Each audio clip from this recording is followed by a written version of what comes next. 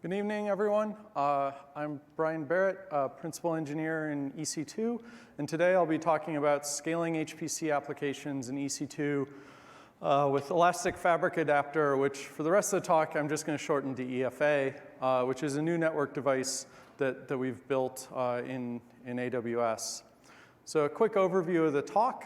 I'll start with what people are doing with HPC in AWS today, a little bit about what EFA is, how to get started using it, and then we'll talk a little bit about how it actually works. But before we get started, a couple of related talks. The first is really a State of the Union talk on high-performance computing in AWS that my boss in Calais, who's the general manager for HPC and EC2 will be giving. There's two versions. This is the first one is Wednesday, tomorrow afternoon in Aria, so hope you guys all like walking. And then there's a couple of breakout sessions. These are just two I picked, but if you search for if you search for HPC in the session catalog, you'll find a bunch of great talks about work we're doing on HPC and AWS. So getting started, start with what people are doing today. So there's a variety of HPC applications, and for the purpose of this talk, I'm going to define HPC a little loosely, which is computation for the purpose of learning something. So scientific applications where you're trying to learn something about how the weather works. In this case, this is the some simulations we did using the 2.5 kilometer CONUS model, and you can see some scaling results for C4, one of our previous instance types, or for structural mechanics, so understanding how jet engines work. Again, some basic scaling data, or how to ride a bicycle in a pack. And this is some work that Trek and one of our partners, Rescale, put together to understand how to best build a bike and how to best ride in a pack. Or fluid dynamics with some commercial codes, ANSYS Fluent in this case, again on a previous instance type, but simulating fluid flow, airflow over a race car. And then finally, my personal favorite, because I like airplanes, there's a company, a startup company in Denver in Colorado called Boom that, as the name might suggest, is trying to build a supersonic jet transport. And the cool thing about them is all their compute has been in AWS with Rescale as a partner. And so they're able to scale up and down their compute needs as they go through the cycles of simulate, build, and they're only paying for that HPC infrastructure when they're actually in the simulate phase. And then finally, a recent big simulation that was done in AWS was genomics processing on FPGA, simulating, as it says, fastest ever analysis of 1,000 genomes using our FPGA instance types. So there's a variety of applications that we talk about when we say HPC. They have a number of things in common. For the most part, the examples that I listed here, possibly with the exception of genomics, are horizontally scalable, meaning you want to add more and more compute instances to reduce further the runtime of the application. And ideally, when you add double the number of instances, you have the runtime. And so we start with what is EFA. That's why we're all here, right? So, but before I get there, a quick introduction on how HPC is done in EC2 today. So this slide, may look familiar. We've used it in a couple of places, but this is kind of a notional diagram of what an EC2 instance and a host look like. So on the right, you have hardware. That's the actual physical hardware. So most of our instances, not surprisingly, have some memory. They have a couple of Intel CPUs generally, and then something we call the Nitro card, which is the system where we run all of our hypervisor. And then on the left side is the software, which is the actual instance. And so in this case, we're talking about a C5N, 18x large. So you'd have some EBS exposed through NVMe. You'd have an ENA adapter that would be capable of driving 100 gigabit per second over IP traffic. You'd have 2 processors and 196 gigabytes of memory. And there's a great talk from last year that you can find on YouTube from Anthony Liguri from AWS, from reInvent last year, on C5 instance and the evolution of Amazon EC2 virtualization that goes into all kinds of detail on how this diagram works. So I'm going to assume that you guys all go watch the YouTube video and kind of skip over that because it's not important for the rest of this talk.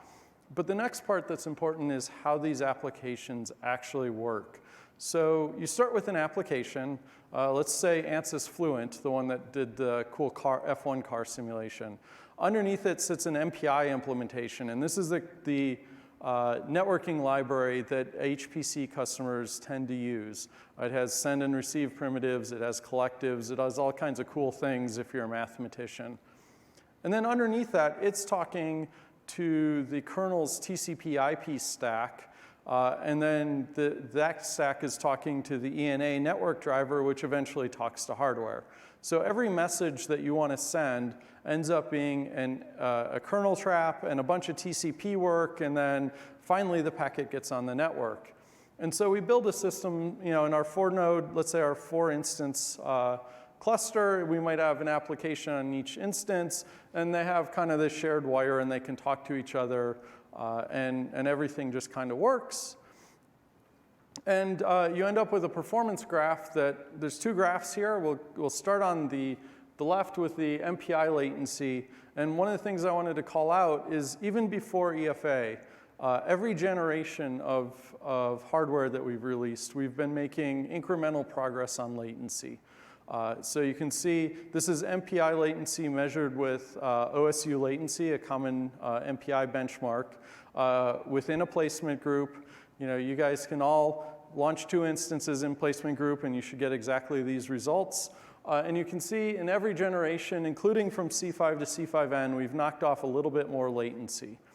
And on the bandwidth, on the other side, you can see C3 and C4, those 2 low lines, were limited by the fact that they were 10 gig instance types. So you're driving about 10 gig. This benchmark has a little fuzzy, so you can see the line goes a little above about 10 gig, but it's an artifact of the benchmark.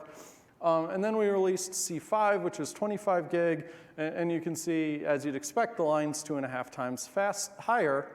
And then you look at C5N, and again, this is MPI benchmarks, and you see the line didn't go 4 times higher than C5. And the reason for that is you can drive 100 gigabit into and out of C5 and simultaneously. We've done it multiple times. We have white papers on how to do it that we'll be making available. But for MPI, it's really, really challenging, both because of artifacts of the MPI implementation and all the optimizations that you have to do. And most of MPI consumers are scientists. They don't know much about networking. That's not their area of specialty. What they know is how to do science. And so they don't know, this is the operating system tweak that I need to turn so that I can drive 100 gigabit. And so where you end up is kind of this red line. This is, I just took stock out of the barrel, Amazon Linux 2 AMI and OpenMPI 3.1.3 and compiled the OSU multi-bandwidth benchmark, and these are the results I got. But with EFA, we're going to change the picture a little bit. And now we're going to send all that traffic, all those messages, instead of going through the Linux kernel and through the ENA stack, they're going to talk through this thing called Libfabric that I'll talk about in a little bit, but they're going to talk directly to the EFA hardware. And the whole kernel picture gets out of the way. And kind of that picture looks the same as before. This picture looks the same as before. To the application, the pictures look identical. I typed MPI run, I waited a couple of minutes, and the application started running, right? It's underneath the covers that we changed things.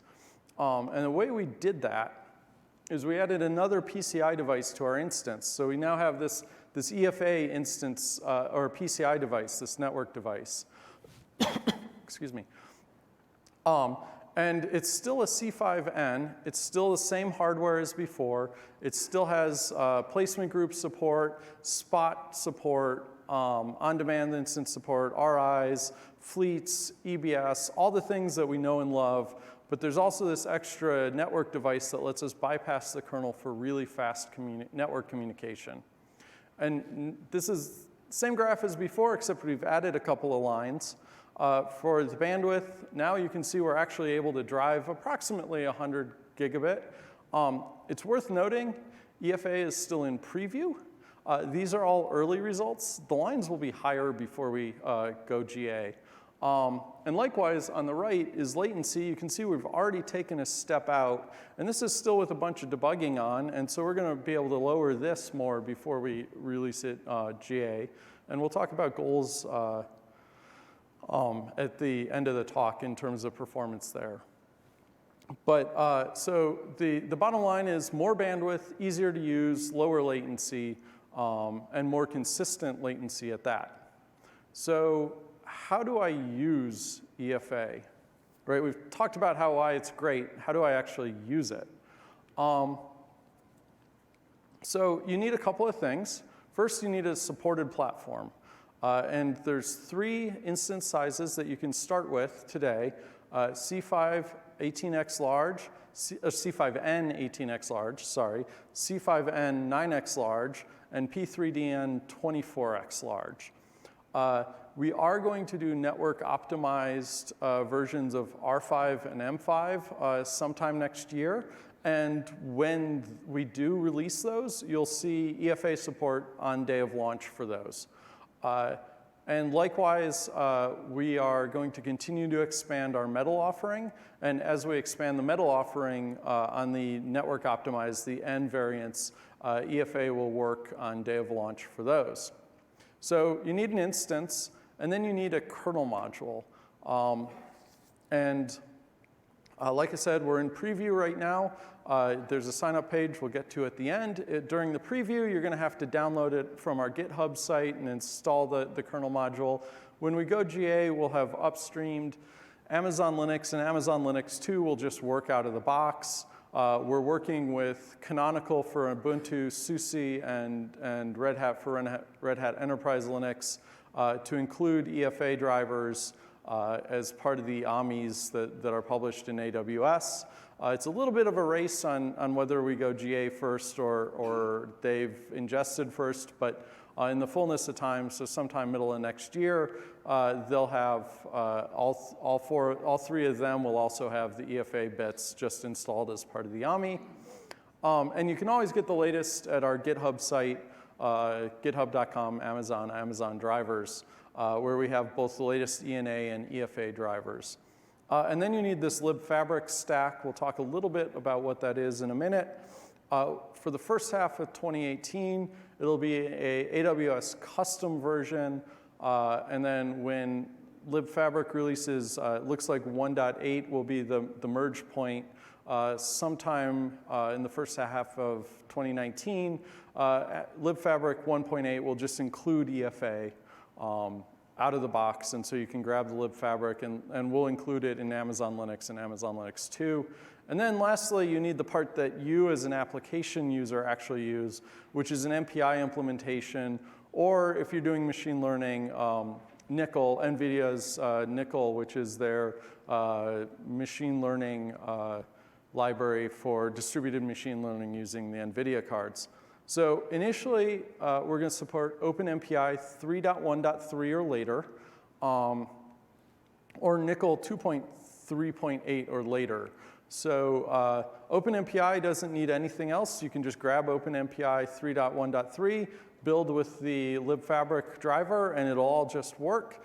With NCCL, you'll also need to grab an EFA driver, which we've actually open sourced yesterday, so that you can use NCCL over Libfabric over EFA. We are working with both Intel and Argonne to add EFA through Libfabric EFA support to both Intel MPI and to MPI-CH. And details for all of this, because no one's going to remember all these instructions, will all be up on aws.amazon.com/HPC, including like a detailed how-to and any scripts we have to make this easier as we go.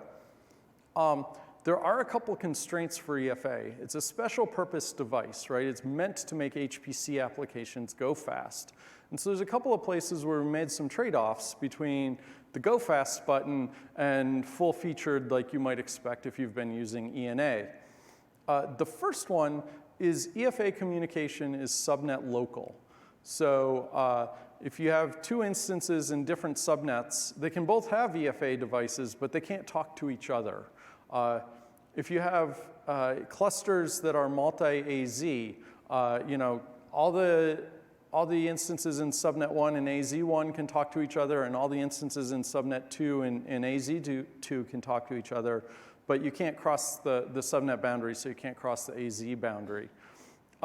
This may change in the fullness of time as we support more and more use cases, but initially when we're looking at those really tightly coupled workloads, there's not a huge demand for cross-AZ for MPI applications. The second is you have to have both an allow all traffic within security group ingress and egress rule. So all security group rules for EFA are stateless, and they can only refer to security groups with their rule type. So you allow all traffic, you can't just say 0/0. You actually have to give a security group ID. And again, that mostly has to do with that kind of performance flexibility trade-off. It allowed us to optimize a little bit faster for the firewall. Keep in mind most HPC systems don't have a firewall inside of them, and so again, this is a use case that seemed to make sense.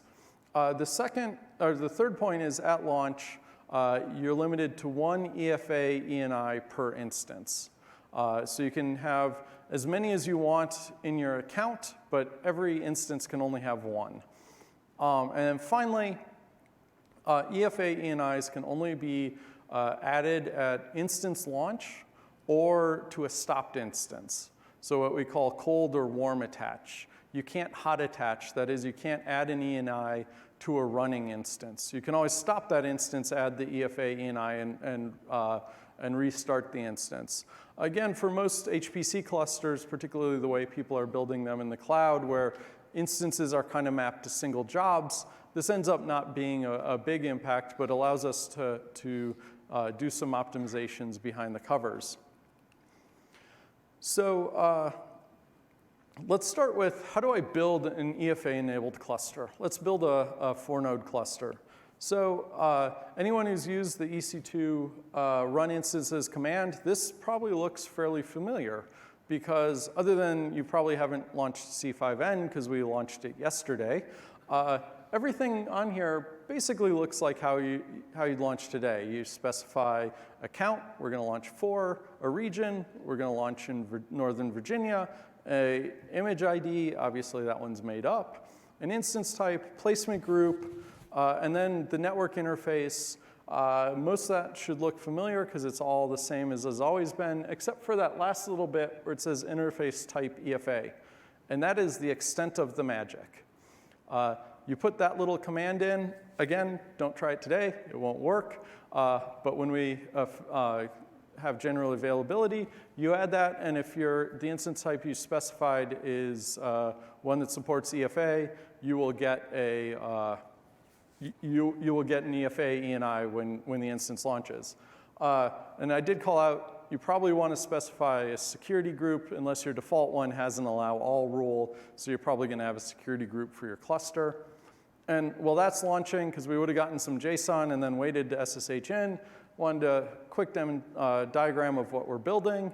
Right? We have an AZ, of course. Inside of that is a subnet. We have our 4 C5 instances, and each one of them will have an EFA ENI. And that's the new EFA ENI logo for the building HPC or building AWS infrastructure diagrams. So we've waited long enough, and the machine is probably up now, so we'll SSH into it. And the first thing we do, because we're all HPC geeks is we'll run LSPCI. And we see the normal stuff that you'd see, right? A host bridge, an ISA bridge, a VGA device, an NVMe controller, because that's our EBS root volume, the ENA controller, and then this other device that's new, we haven't seen before, this EFA-0 device.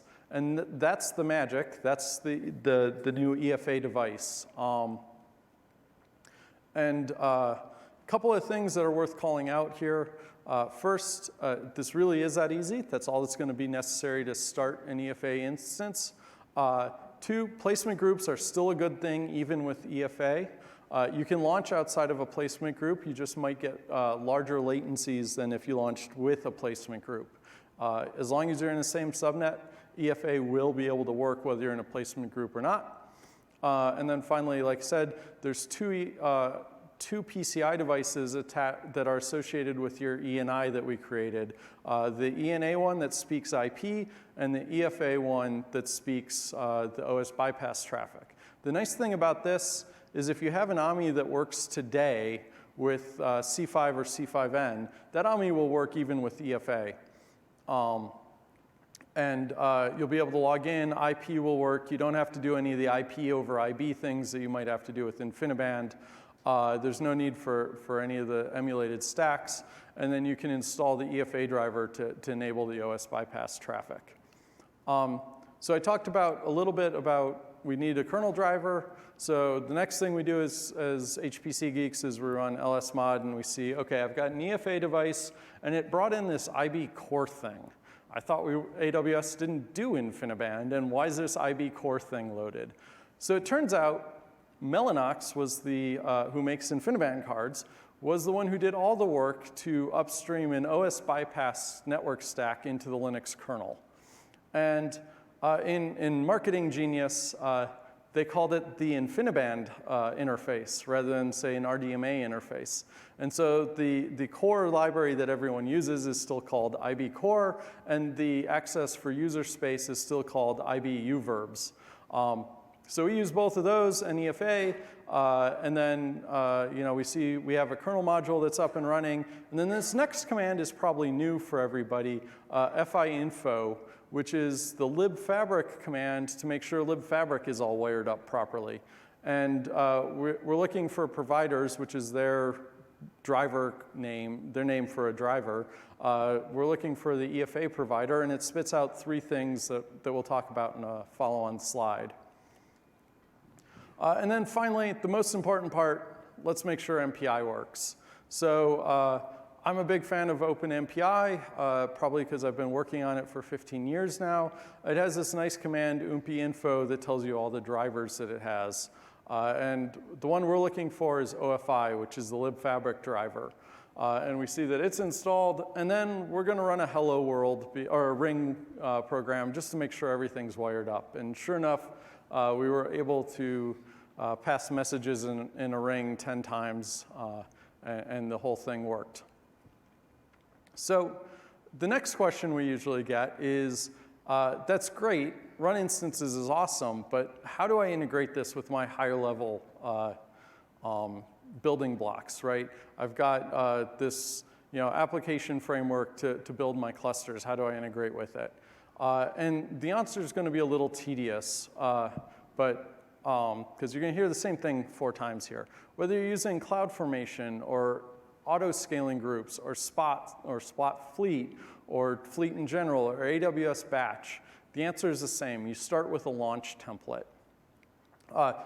Who here knows what launch templates are? OK, a couple of people, more than I expected.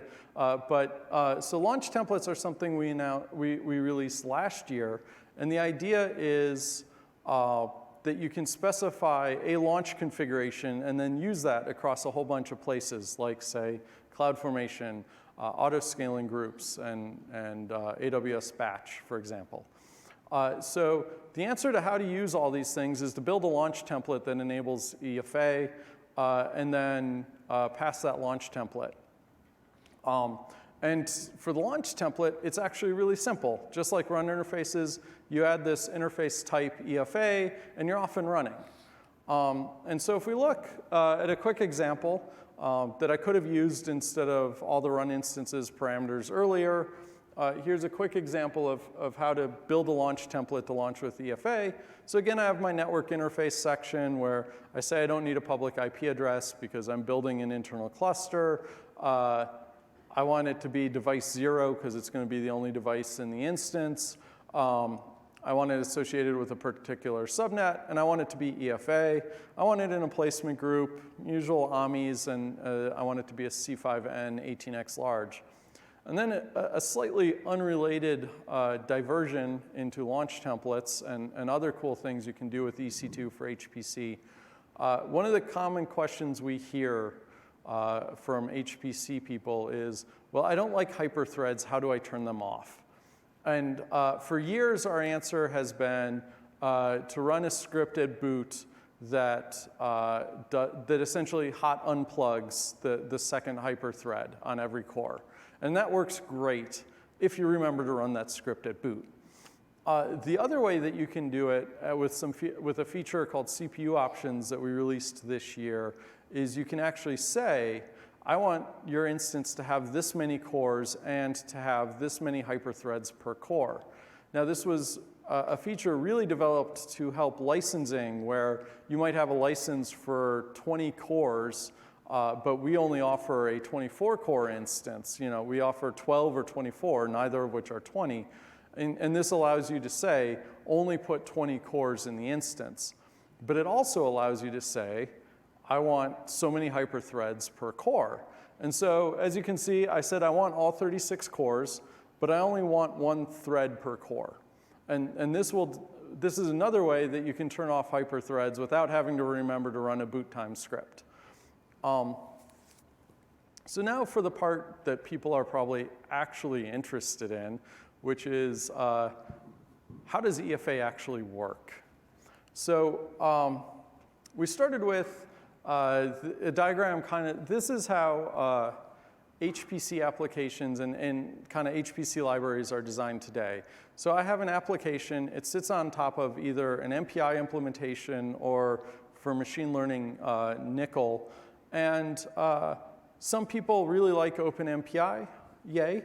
Some really like Intel MPI, some like NVIDIA and NCL. And if I'm a hardware vendor, and I want to support a new network interface, I first go talk to the OpenMPI guys and try and convince them that they should take support for my network adapter. Then I talk to Intel MPI, and then I talk to NVIDIA.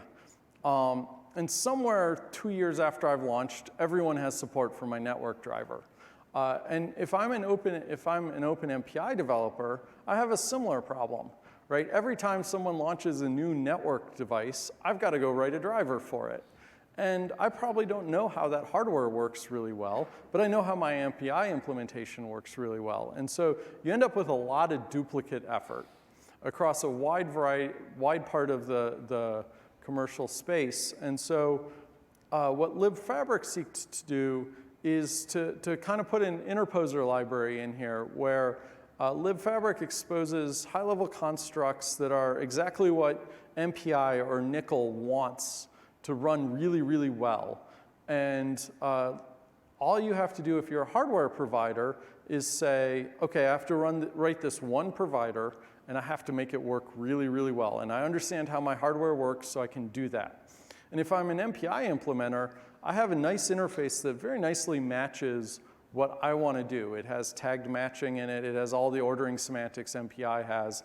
And so I have a fairly nice interface to write to if I'm an MPI implementer. I have a fairly nice interface to write to if I'm a network provider. And so the two meet in the middle, and you end up with an application stack in months instead of years. And so that's great for the consumer or the customer largely because you end up with support for your MPI implementation much sooner. And if I asked this room, I'm sure I'd get at least 6 answers as to what their favorite MPI was. And so this is just kind of a diagram of what Libfabric looks internally. It's really not important for most people. Just know there's a bunch of layers and a bunch of abstractions that you can implement. And then the big takeaway is Libfabric has support from a wide variety of vendors, including Cray, Intel, Cisco, and now AWS. And so it's gaining market share and gaining, has a stable platform of vendors who are interested in continuing to make it work. So jumping back to some data I showed earlier about EFA. So Libfabric has this concept of endpoints. And endpoints are communication types. So just like you have TCP and UDP, you can have different communication types with Libfabric. So you can have reliable datagrams, RDM. You can have unreliable datagrams, DGram. And you can have also have a stream semantic and a message and an ordered message semantic. So EFA natively provides two types of communication, a reliable datagram and an unreliable datagram. So those are the two top providers you see. We also have what's called a utility provider, which is a set of code that provides a higher level abstraction that I'll talk about in the next slide that we built called RxR to optimize our particular path through Libfabric. The other things that are interesting to call out here, first, the addressing is based on your MAC address. So it's the IPv6 encoded MAC address. The second that's probably most interesting to people is you'll notice our protocols that we list for EFA are a custom protocol to us that we're calling, in Libfabric, we call FI Proto EFA, which just means it's a custom protocol internal to EC2. So our native modes are reliable datagrams. They are unordered. You have a max message size of 8 kilobytes. And I'll get to why this isn't a problem in a second. It's a send-receive interface with no tag matching. So it's a very simple, I send a message, and I'm guaranteed to get that message, not necessarily in the order I sent it. And it natively multipaths. So there's no, as some of you might know, EC2 has a flow limiter. The biggest any TCP flow can be in the EC2 network is 10 gigabit. The RDM channel bypasses that limiter because it's natively spraying traffic across our network and able to use it very efficiently. We also have a DGram provider, which is unreliable and unordered. So I won't guarantee it gets to you, and I won't guarantee it gets to you in the order you sent it. Again, has 8 kilobyte message size and send-receive only interface. It, however, is subject to that same flow limiter that you see with TCP IP and UDP IP over ENA. And then the endpoint type that almost everyone in this room is going to use is RxR, which is a utility stack that we built to support EFA, to support MPI and nickel over EFA applications. So it has ordering, it has tagged messaging, so it does all the MPI things to make it nice and fast. Its max message size is 2 to the 64 minus 1, i.e. greater than system memory size. It supports large I/O VEX. It was developed by AWS as part of EFA. In the next week or two, you'll see it upstreamed, posted publicly, both on our GitHub site as well as starting the upstream process into the community Libfabric site. And this is currently implemented mainly to support MPI applications and nickel. In the coming years, you'll see us add support for RMA and atomics and kind of the rest of the interface that's a little bit more esoteric for most of our customers. The really cool thing in EFA, well, there's two really cool things in EFA. The first is 100 gigabit. But you probably all heard Peter talk about that, and there's not much to say other than it's 100 gigabit, right? The other cool thing we have is a new reliability protocol that we built in AWS, especially for AWS's unique data center network that works differently than most data center networks. So the reliability protocol gives us a couple of things. It gives us network-aware multipath routing. So we're always sending packets across multiple paths in the network so that we can respond very quickly when there's network events on a particular path. We can very quickly route around that. As a matter of fact, that's not an abnormal thing. That's happening all the time. That's how we know that code path works, is we're always taking multiple paths. And so there's no, like, suddenly we discovered it didn't work problem. It's guaranteed delivery. The packet will get there. It might not get there in the order you sent it, but it will get there. And the reason that it isn't ordered is when you really look, if you look at what MPI wants or what Nickel wants, they have an ordering semantic, but it's not, I need every packet in exactly the same order that you sent it. MPI has a very complex, very rich ordering semantic that doesn't require every packet arrive in order. And Nickel really just has no ordering requirements at all, other than you have to have the data delivered before you deliver a completion. And so in both cases, having strict packet ordering is the wrong thing to do. It imposes overhead for no gain. And in those couple of times where you do need strict ordering, it turns out Intel spends billions of dollars every year to make list walking and reordering really, really fast. And so it's better just to do it in the Intel processor. But we do the reliability in our Nitro card, in that offload card, or in that daughter card that runs the Nitro hypervisor, for a couple of reasons. And the first is we wanted to drive down tail latency. And it turns out that tail latency, or a dropped packet and having to wait for the retransmit timer, is driven largely by how consistently you can depend on the remote side servicing your requests, telling you that the packet got dropped, or that it arrived. And so with a normal TCP stack, every time that to send an ACK, the kernel has to wake up, which means an interrupt. If you're doing interrupt coalescing, you might, to get better bandwidth, you might have to wait for many packets before the card decides to wake the NIC up. The NIC, the first thing the kernel does is it goes and looks, is there any really high priority tasks that I have to do, some of which can take multiple milliseconds. And so where you end up is, really, practically speaking, the fastest you can run a retransmit timer with TCP in a large network is about 50 milliseconds. And that's really pushing it in a lot of cases. We can run orders of magnitude faster than that because it's a polling mode device that doesn't have a general purpose Linux OS running customer codes. It's we're not waiting for MPI to for the application to enter the next MPI call. We can very rapidly send that ACK, and we can very rapidly retransmit. And so we go from best case 50 milliseconds to hundreds of microseconds in that tail latency. So orders of magnitude reduction.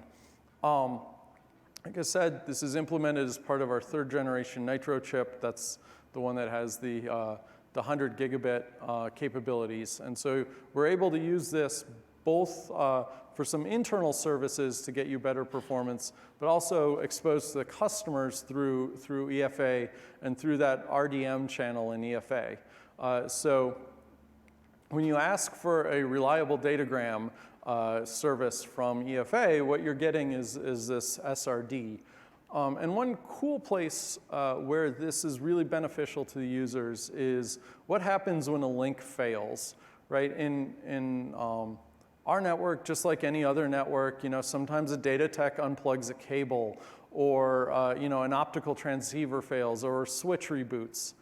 And we're driving 20 gigabits in this simulation, and we unplug the network card, or sorry, a switch in between that the link is that the packets are going across. And basically, you wait until we reconverge on a new path, which can be hundreds of milliseconds. And just nothing happens when you're using TCP. And then finally, the network reconverges and you're off and running. With SRD, or reliable datagrams over EFA, you end up with the SRD picture, which is that exact same scenario. We started 20 gigabit flow, we unplugged a hot link, one of the links in use. And you notice we don't go to 0. And we don't go to 0 because we're always driving traffic across multiple paths in our network. So we do see a bandwidth drop as we figure out, oh, wait, I sent some packets that are never going to get there, and I need to send them across a different path. But it doesn't go to 0. You're always making progress. And so this not only helps with the tail latency problem, but also with the random, why did my network stop for a couple of milliseconds problem that you get with HPC applications.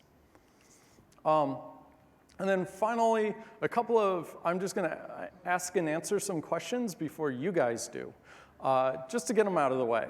So like I said, it's in preview right now. There's a sign-up page that you can get to from the aws.amazon.com/HPC. But the question is, when will it reach general availability? And the answer is first half of 2019. How do I sign up for the preview? There's the link. What regions will we launch EFA in? The answer to this, I'm being a little Weasley here, I get. But anywhere that there's a C5N or a P3DN. So C5N, we announced yesterday, is 4 commercial regions in GovCloud. And as that expands over time and as we expand the network optimized instance portfolios, anywhere one of those exists, EFA will work. And then the final one that I know someone's going to ask, what is the MPI latency?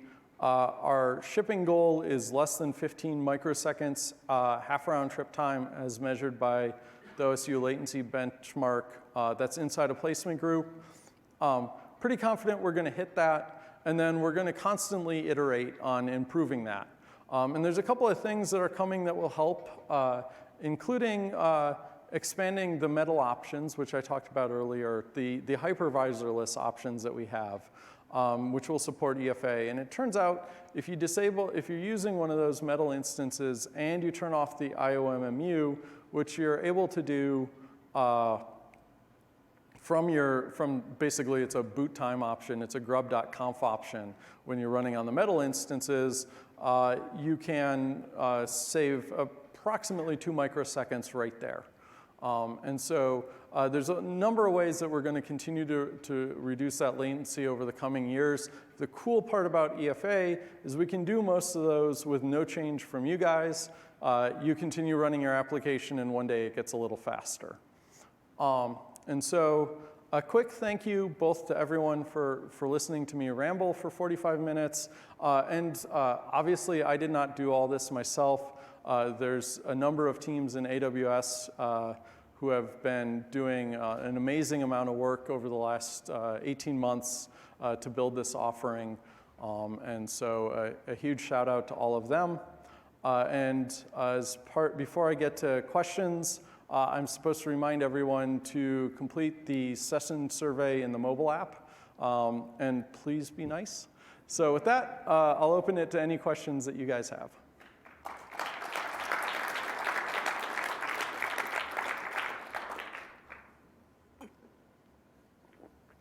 Not all at once.